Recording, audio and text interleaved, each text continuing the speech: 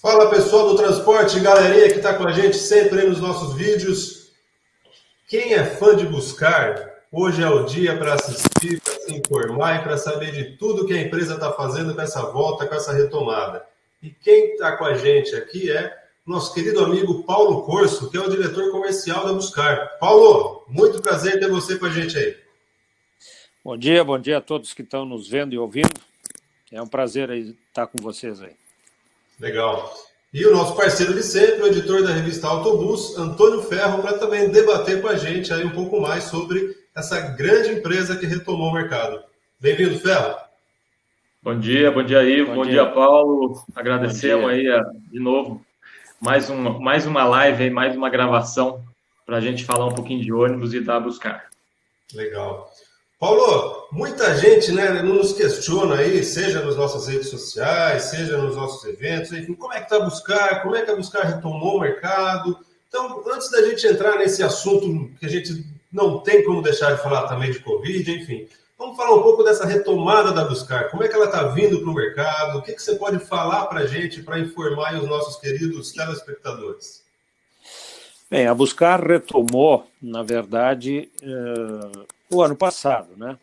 Porque em 2017 foi adquirida através do grupo da CAI e, claro, uma empresa parada há bastante tempo, teve muitas coisas a serem organizadas lá e final de 2017, segundo semestre, e o ano de 2018 foram um ano e meio aí de reorganização da planta, reorganização dos projetos, e, na verdade, nós começamos mesmo, então, a partir do ano passado, a produzir.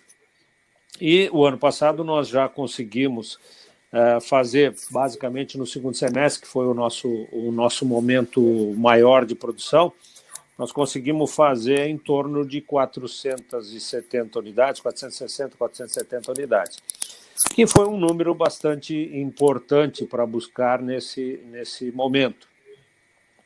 Nós exportamos também o ano passado em torno de 130 unidades por aí, que também foi um número bastante importante e uma retomada importante no mercado de exportação. Mas aí a gente começou bem embalado, terminou o ano embalado e começou o ano embalado aí para retomar mais forte nesse ano de 2020, e aí acontece essa pandemia que ninguém estava esperando, na verdade, o mundo inteiro não esperava, mas enfim, a empresa deu uma recuada até ver o que realmente ia acontecer e o que ia fazer, e, enfim, e em março, vamos pensar assim, de março até abril, a gente analisou bem o cenário e retomamos com força, e hoje já estamos produzindo basicamente normal. Claro que tem os protocolos de segurança, de saúde do estado de Santa Catarina, que a gente está cumprindo também, com algumas horas que a gente não está trabalhando, mas enfim, estamos quase em plena produção, e tenho certeza que até o final do ano nós devemos fazer números ainda melhores que 2019. Legal. Mesmo com toda essa confusão. Tá. Só antes da gente entrar propriamente no período atual, o mercado ficou um pouco órfão da marca, né? Ficou um bom tempo aí órfão. Eu queria, antes que a gente entrasse, que você falasse qual foi a percepção sua, né? Que você está toda hora em cliente, está rodando. Quando a Buscar volta, quando você vai para Buscar, começa a fazer esse approach, as vendas voltam a acontecer, o desenvolvimento. Como é que o mercado reage, né? Como é que mata essa saudade, assim? Como é que você pode dizer? A volta, depois de foram 7 anos, se não me engano, de 6 a 8 anos basicamente parado, não é uma volta fácil. A gente adaptou os produtos e tal, a condição atual de hoje. As empresas que aqui ficaram nesse momento todo de falta da Buscar também incrementaram as frotas dos clientes, então fica um pouco mais difícil de penetrar, inclusive nos clientes que também mudaram suas frotas. Mas a Buscar foi acolhida bem por todo mundo. nós, se não tivesse essa questão da pandemia, nós estaríamos bem melhor hoje. Mas, enfim, foi adotada e a falta, realmente fazia falta buscar no mercado. Ela já está sendo, se vocês olharem os nossos market share, o ano passado nós já atingimos um market share de 8% a 9% do mercado de rodoviário. Então, esse ano a nossa previsão era chegar em torno de 15%. Nós ainda não terminamos o ano, enfim, mas a gente gostaria de chegar nesse número. Então, dá para ver que faltava realmente a marca voltar e ser reconhecida como sempre foi, com seus produtos de qualidade, de robustez, de segurança, que é o que nós estamos tentando e estamos planejando continuar fazendo nessa retomada. Ô Paulo, deixa eu fazer duas perguntas para você. Eu tenho conhecimento que a Buscar sempre ela imprimiu um nível de qualidade muito grande nas carroçarias dela, né? Vocês procuraram manter esse mesmo nível do passado? Teve alguns atributos que a gente discutiu internamente e chegou à conclusão que a gente não podia deixar de fazer como no passado. Por exemplo, a segurança, a robustez do produto e a qualidade. É claro que a equipe lá que está trabalhando na montagem dos ônibus, ela também tem uma boa parte que já trabalhava na Buscar antigamente e que retomou, mas sempre tem alguns ajustes para fazer. Mas uma das prioridades que nós temos para a nova Buscar são esses 3 itens: a robustez, a qualidade e a segurança. Então, pretendemos manter isso, que era o que a Buscar tinha de muito bom no passado. Eu vou te fazer uma outra pergunta. Você trabalhou por muito tempo na principal concorrente da Buscar, né? E claro, hoje você trabalhando na Buscar é um desafio nesse momento de você reerguer esse nome, essa marca, né? Na verdade, eu tenho muito apreço pelos anos todos que fiquei na concorrente e agradeço muito, tenho muito carinho, mas esse desafio ele realmente me tocou e é um desafio muito grande. A gente tem notado que ele é um desafio muito grande, mas nós vamos aos poucos atingindo nossos objetivos e conseguindo imprimir a questão dessa nova marca, dessa antiga nova marca, e com o grupo que nós temos, que é o Grupo da CAI, que é um grupo forte também, que em matéria de ônibus urbano é o líder do Brasil em ônibus urbano. Então, a gente tem confiança que nós vamos chegar nos nossos objetivos. Paulo, fala quais hoje são os principais desafios, né? Hoje, atualmente, é o Covid, né? Mas quando você assume, né, o que você vê de desafio? Você comentou um pouco dessa retomada, né, os clientes que de repente saíram da marca, foram para outra. O que você viu? O que você pensou? Pô, vai ser difícil fazer isso, então a gente precisa quebrar essa barreira. Qual que é o principal? Os desafios maiores, eles são realmente, depois de 6, 7 anos parado, é o pessoal dizer, bom, eu estou comprando um Buscar com os mesmos atributos que eu tinha no passado, então aí já é um ponto de interrogação. A gente tem colocado que sim, ele está comprando um ônibus que tem os mesmos atributos do passado, mas para isso ele tem que comprar alguns e testar. Uhum. E esse jogo de compra-testa ele é um pouco demorado, porque a maioria dos clientes compram uma leva por ano, e até testar e retomar, ele tem um tempo um pouco longo. Mas, enfim, esse é o maior desafio, mostrar que a gente continua com os ônibus da Buscar com excelente qualidade e excelente performance. Esse é um desafio bastante importante, mas que aos poucos a gente está quebrando, quem tem comprado, alguns já têm repetido compras. Então, isso nos mostra que a gente tem um ônibus realmente bom, né?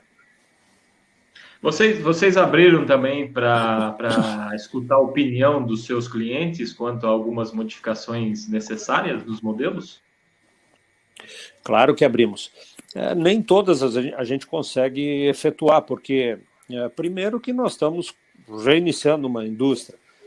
Não é fácil você reiniciar uma indústria e primeiro, o contingente de gente não é muito grande também, inclusive de engenharia e tal. Então, a gente precisa ouvir e fazer o que é mais urgente.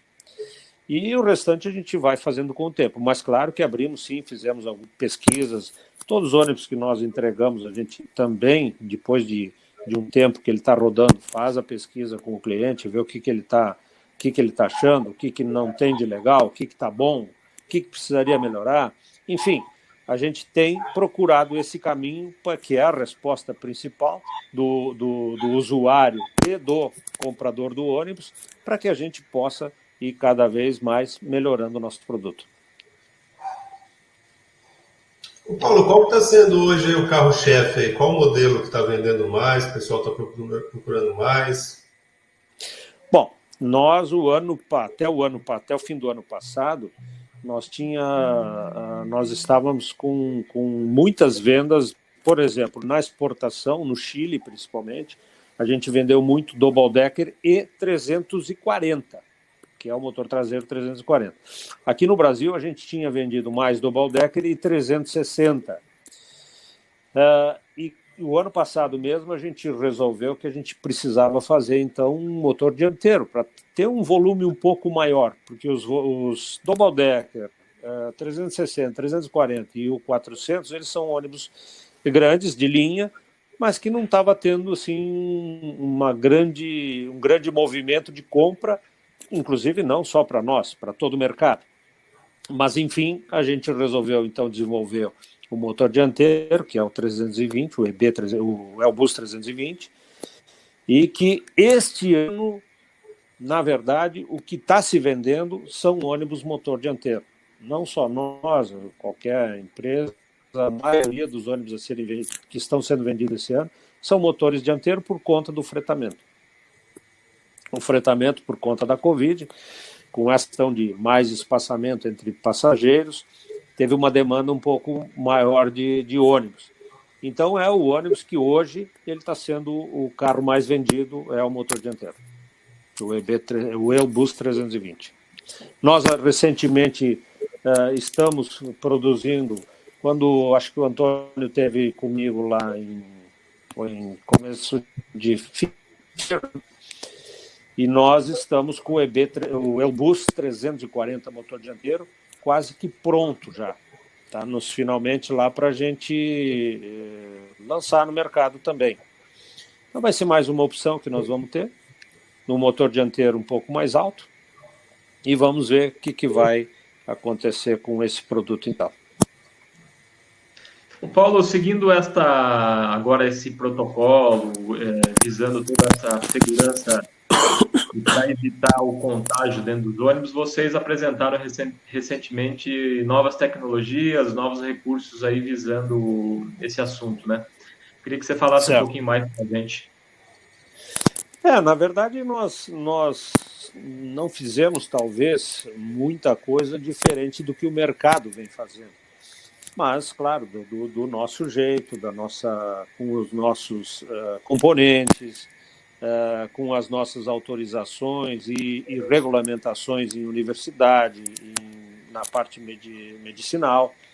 Mas, enfim, lançamos aí um conjunto de opcionais que o cliente pode ou não escolher todas ou algumas delas, enfim, e temos outras que a gente está em estudo para poder também lançar.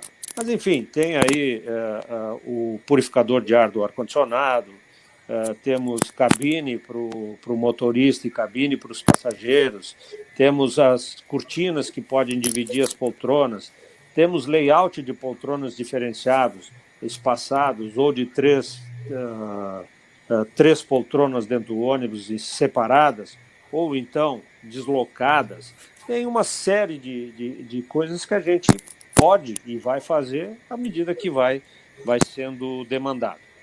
A exportação também tinha nos cobrado muito isso, e a gente estava com os protocolos de aprovação, e foram aprovados, então foram lançados fazem já, acho que fim da semana, não essa que passou, a outra, a gente já botou no mercado, e temos outras coisas que a gente está em estudo também para colocar, que ainda não estão aprovadas. E, Paulo, isso vai ser algo... desculpa, Fernando. Paulo, isso vai ser só para ônibus novos, ou de repente o cliente que comprou o ônibus de janeiro, por exemplo, dezembro do ano passado, fala, pô, eu queria fazer um retrofit. Dá para fazer? Pode fazer. A maioria dos itens que a gente divulgou, eles são compatíveis para colocar em ônibus já em uso. Então, ele pode, através de pós-venda, comprar o material e é muito fácil de reposicionar no ônibus.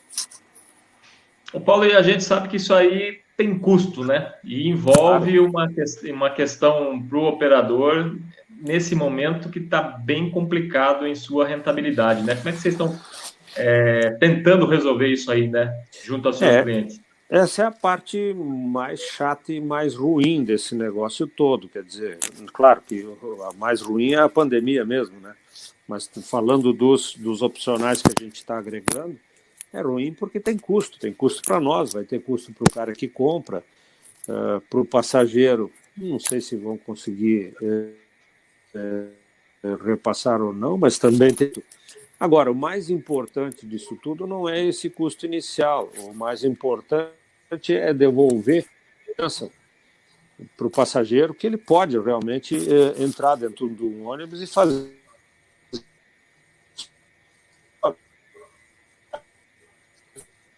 tranquilamente,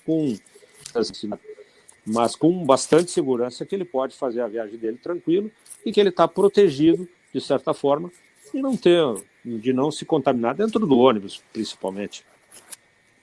Isso eu acho que é o mais importante. Mas vocês estão dando algum suporte também extra para o teu cliente? Algo parecido, algo semelhante? Nossa, se ele quiser montar esses opcionais na nossa assistência técnica, tudo bem, não tem problema, a gente pode fazer. Mas são coisas tão bem simples, viu, Antônio? Que ele tem condições de fazer dentro da oficina dele tranquilamente, viu? Sem problema. Ele pode só comprar os kits e montar na sua oficina. Ô Paulo, o que mudou para você, né, como um cara comercial, na venda agora do ônibus com a pandemia? A gente está vendo muitas montadoras de caminhões fazer feirão online, essas coisas todas, né? E para você, para um vendedor de ônibus, como é que muda? Como é que é comprar um ônibus hoje? Bem, como a gente já tem conhecimento, experiência e conhece muito dos clientes, a gente tem tratado esse assunto muito por telefone mesmo. Mas a gente sabe que o nosso negócio ele não é só assim, ele é um negócio mais corpo a corpo, né? Ele é um negócio de visita, Só que hoje as visitas estão um pouco limitadas, muitos dos clientes não estão recebendo visitas de comprador, de vendedor, enfim, não estão recebendo e preferem tratar por telefone. Não é a forma que eu entendo ser a forma ideal para vender um ônibus, porque um ônibus demanda, ele é muito complexo, né? Uma carroceria muito complexa, então não é a forma ideal. Mas a gente tem se virado assim, que é um momento que exige que isso seja desta forma. Nós estamos, as vendas que a gente tem feito, e tem feito algumas vendas importantes, elas têm sido feitas através de telefone, assim, com contato, com a conversa, e tem se mostrado bem nesse momento, mas eu entendo que não é a forma mais indicada. Apesar de que, né, Antônio e Ivo, as empresas de linha rodoviária, elas nesse momento elas estão praticamente paradas em suas compras, elas não estão comprando. O que a gente tem vendido é para alguma empresa um pouco menor, para empresas de fretamento, que é um ônibus um pouco mais fácil e mais simples de vender. Porque as empresas de linha, elas estão totalmente paradas nas suas compras. E a semana passada eu estava ouvindo o Renan da Abrat conversar numa live que a gente fez, e a retomada vai ser ainda lenta, viu, para as linhas rodoviárias. Eles estimam que até o final do ano eles têm uns 50% das linhas em operação. Então é bastante assim importante a queda. E a Abrat, ela é que detém os maiores frotistas do Brasil, né? Então, falar em vender o ônibus para essa turma agora é um pouco complicado. Eu não vou te dizer que 100% deles não vão comprar. Acho que alguns devem comprar sim até o final do ano, mas a demanda caiu muito nesse segmento. Ô Paulo, a questão de futuro, a gente vê muitos debates aí, muitas conversas falando sobre uma nova mobilidade, novas maneiras aí como o transporte rodoviário será explorado, vamos dizer assim, né? Vocês aí da Buscar acreditam que a gente vai passar aí por muitas reformulações dentro do transporte rodoviário de passageiros, tanto interestadual como intermunicipal, nesse pós-pandemia? Nós já estava com muitos problemas, né, Antônio e Ivo, de falar do presente, porque o presente ele mostra aplicativos de ônibus rodando, e isso incomoda muito o setor todo de transporte regular, porque eu acho que todos vão ter seu espaço nesse novo momento do transporte, e todos devem também ter as suas mesmas regulamentações, as suas exigências, enfim. Acho que todos têm que lutar pelo espaço de cada um, mas dentro de umas regras iguais. Então, esse é o que eu acho. Acho que sim, esse modelo do tipo de operação, ele pode sim mudar e mudar bastante.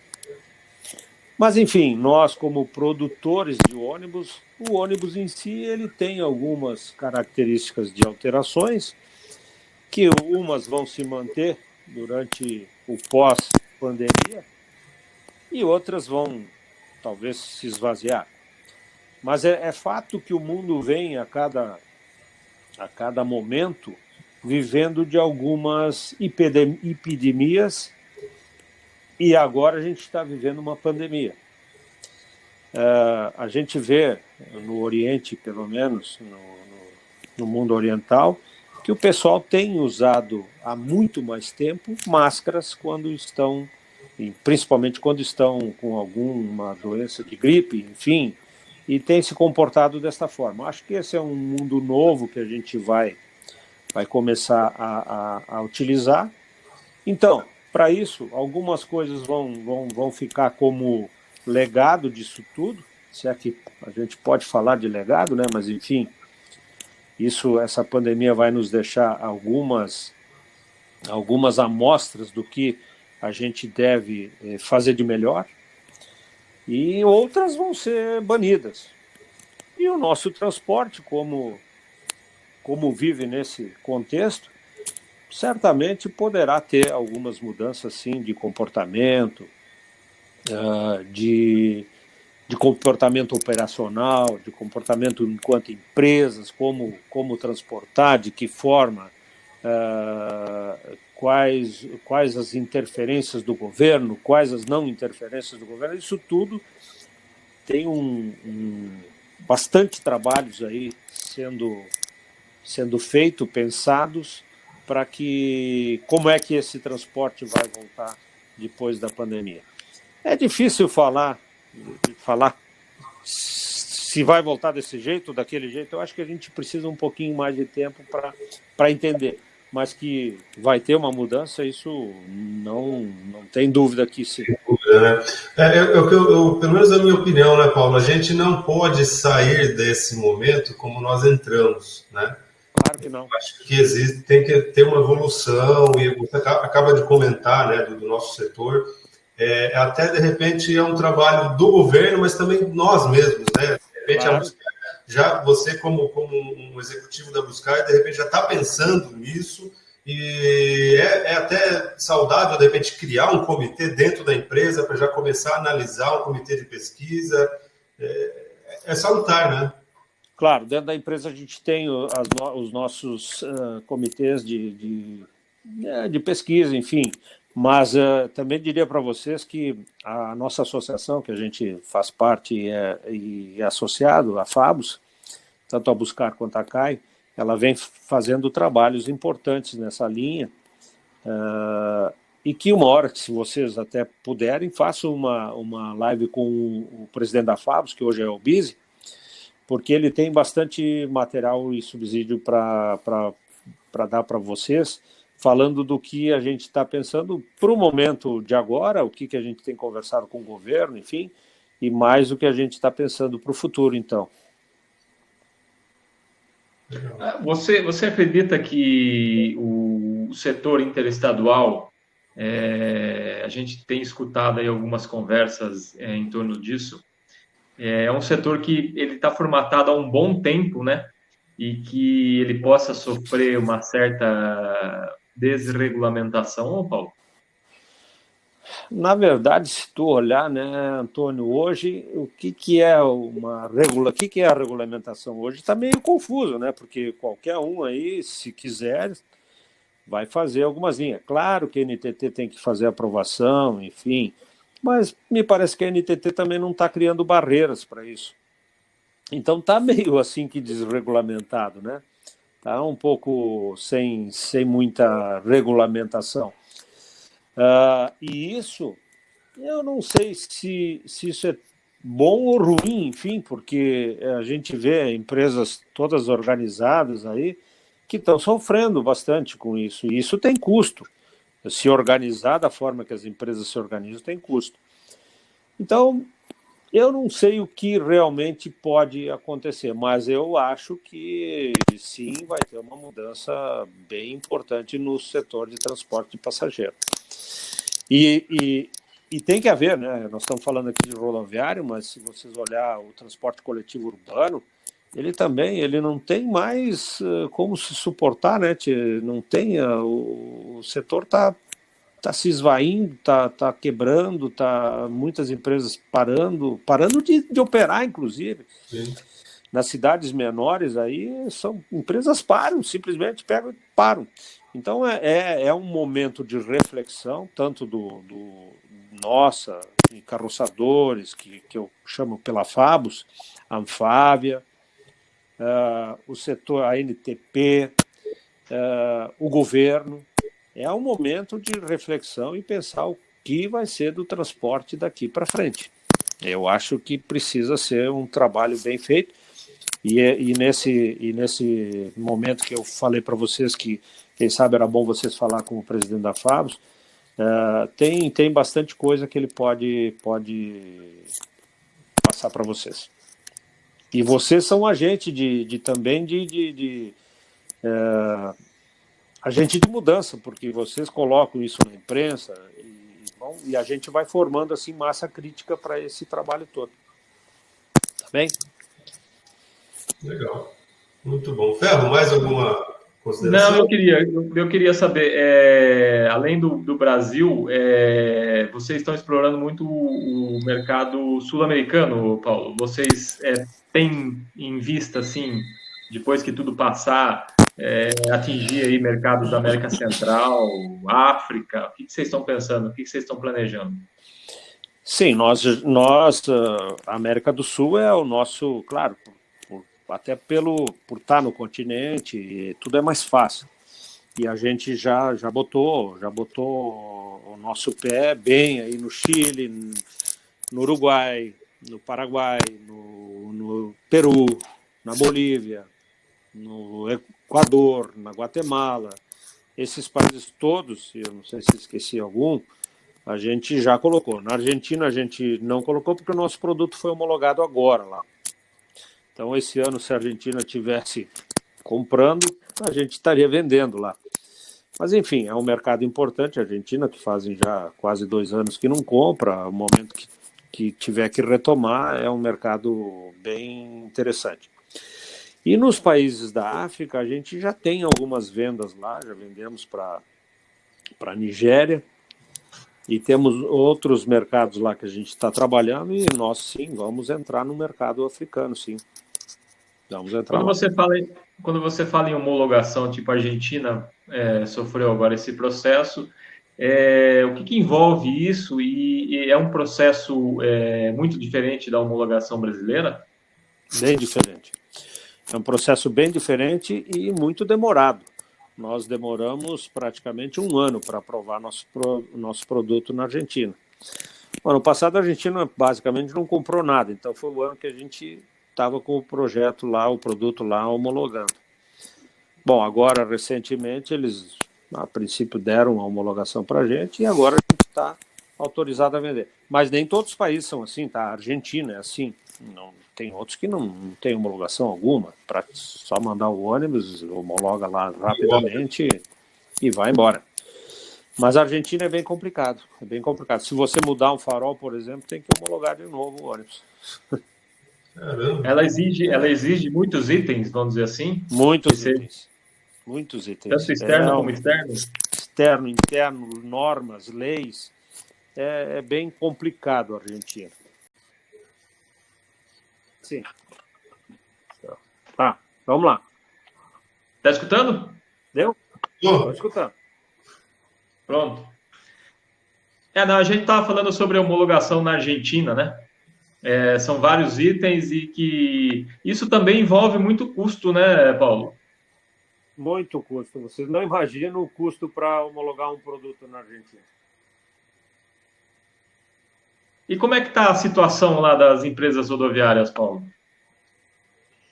Bom, eles já vinham sofrendo muito um ataque muito grande da companhia aérea lá da Aerolíneas, que o governo estava subsidiando lá. Então eles vinham sofrendo um ataque muito grande, uma concorrência muito desleal lá, com custos muito mais baixos andar de avião do que andar de ônibus. Então eles já vinham com esse problema. Agora com a pandemia eles se enterraram num problema mais grave ainda. Mas como toda a América, nós dependemos muito de ônibus, voltando essa questão, acabando isso, eles devem retomar suas linhas e retomar suas compras, porque lá também eles estão bastante defasados em frota, né?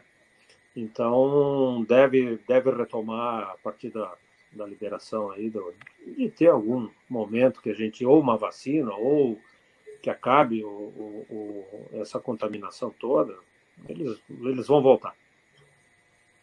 Para vocês terem uma ideia, eles não entram a ver essa temporada de praia aqui, que a gente aqui do Sul recebe uma enxurrada de... Eles invadem aí, né? De ônibus aqui. Esse ano não teve, não. Teve muito pouca gente da Argentina aqui, ônibus muito pouco. Aqui em Camboriú, em Santa Catarina, que eles praticamente 10, 12, 20 viagens por dia de ônibus. Era uma por semana e olha lá. Muito bem. Complicado. Legal. Ferro, mais alguma consideração? Não, tá joia. Tranquilo. Pessoal, esse foi Paulo Corso, diretor comercial da Buscar, falou um pouco da empresa, falou um pouco dos planos da encarroçadora para a gente, tá? E contribuam conosco, assistam, divulguem esse vídeo, enviem sugestões para nós, temas que a gente corre atrás para vocês. Paulo, muito obrigado pela sua presença, tá? Obrigado por ter você com a gente aí. Ivo e Antônio, obrigado pelo convite e obrigado por poder passar um pouquinho do que a gente vem fazendo, passar um pouquinho da Nova Buscar. E a gente vai falando e podem ter certeza que nós estamos confiantes na marca Buscar e que vamos tocar em frente a empresa e ela vai chegar num patamar ainda, se Deus quiser, no que a gente já tinha no passado. Com certeza. Bom? Legal. Obrigado, Ferro. Obrigado pela parceria de sempre também. Obrigado, Paulo, pela participação. Obrigado, Ivo, por mais esse vídeo. E até a próxima. Até a próxima. Até mais, pessoal. Um abraço. Tchau. Tchau, tchau.